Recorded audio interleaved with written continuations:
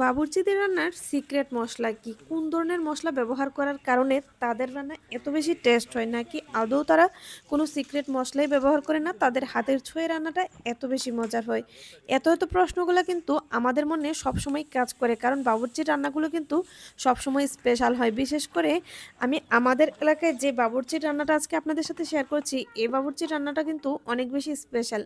আমার বোনের বাড়িতে ছিল দুয়াও মিলাদের আয়োজন। সেখানে ২০০ থেকে ২৫০ জন মানুষের মতো বিরিয়ানি রান্না করা হয়েছিল। তো এখানে দেখুন ৩৫ কেজি মাংস নিয়েছে। তো গরুর মাংসটাকে সুন্দর করে প্রথমে তারা ধুয়ে নিচ্ছে। আমি আমার বোনের ছেলেকে অনেক রিকোয়েস্ট করে এই ভিডিওটা করিয়েছি, কারণ আমি ভেবেছি যে আপনাদের সাথে যদি ভিডিওটা শেয়ার করতে পারি। তো দেখুন তারা মাংসটাকে ধুয়ে এনে এখানে ২ কেজির মতো আদা পেস্ট ব্যবহার করলো, আর ১.৫ কেজির মতো রসুন পেস্ট, সাথে দিয়ে দিচ্ছে জিরা পেস্ট। জিরাটাও এখানে হবে ১/২ কেজির মতো।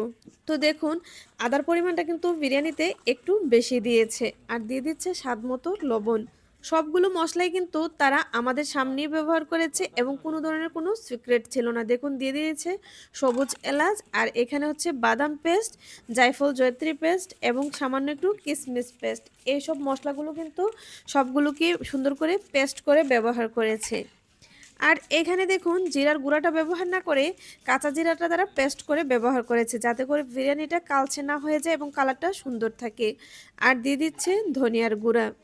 এই তো এক এক করে সবগুলো মশলা তারা দিয়ে দিচ্ছে। আর অন্য পাশে যে পেঁয়াজটা বিরিয়ানিতে ব্যবহার করা হবে সেটাকেও সুন্দর করে কেটে নিচ্ছে।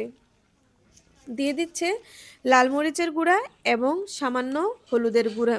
হলুদের গুঁড়ার পরিমাণটা কিন্তু পরিমাণে অনেকটাই কম দিয়েছে। আর অন্য পাশে পেঁয়াজটাকে রেডি করে নিচ্ছে। আর এখানে কিছু তেজপাতা এবং দারচিনিটাকে ভালো করে ধুয়ে এতে অ্যাড করে দিচ্ছে। প্রথমে কিন্তু তারা সবটা মাংস একটি সসপ্যানে রান্না করে নিবে। আর এখানে ৩৫ কেজি মাংস দিয়ে ২ সসপ্যান বিরিয়ানি রান্না করা হয়েছিল, আর চালের পরিমাণটা নিয়েছিল ২৮ কেজির মতো। তো এই তো রান্নার জন্য সসপ্যানটা চুলায় বসিয়ে দিল, আর উপর থেকে ৭ থেকে ৮ কেজির মতো পেঁয়াজ দিয়ে দিল।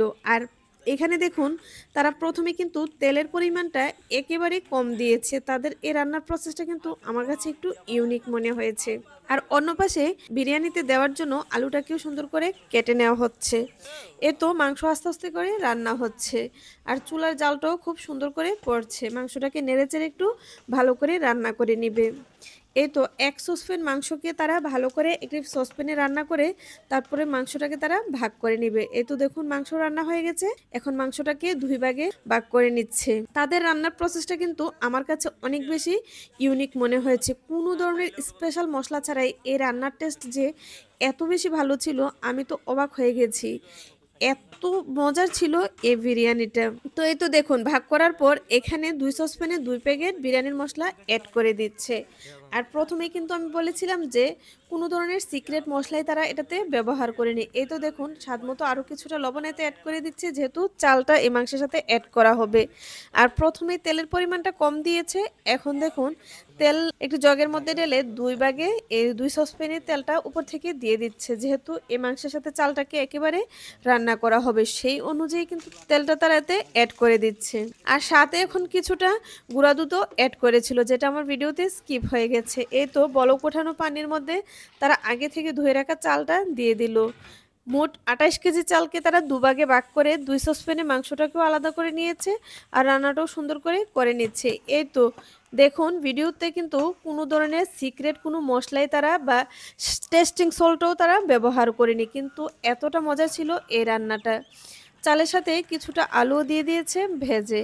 এই তো নেড়েচেড়ে যখন দেখবে যে 70% এর মতন চালটা সিদ্ধ হয়ে যাবে, তখনই কিন্তু চুলা থেকে এটাকে নামিয়ে নেওয়া হয়। সব বাবুর্চিরাই কিন্তু এই বিরিয়ানি, পোলাও এই রান্নাটা এরকম করেই করে থাকে। 70% এর মতন হলেই কিন্তু চুলা থেকে নামিয়ে এনে তারপর এটাকে উপর এবং নিচে কয়লা দিয়ে দমে দেওয়া হয়। তো আশা করছি আমার আজকের ভিডিওটা আপনাদের কাছে অনেক বেশি ভালো লাগবে। আর তারা কিন্তু ২ সসপ্যানে ২ কৌটা ঘি ঢেলে দিয়েছিল সবশেষে, যার কারণে এই বিরিয়ানির টেস্ট কিন্তু অসাধারণ এসেছিল।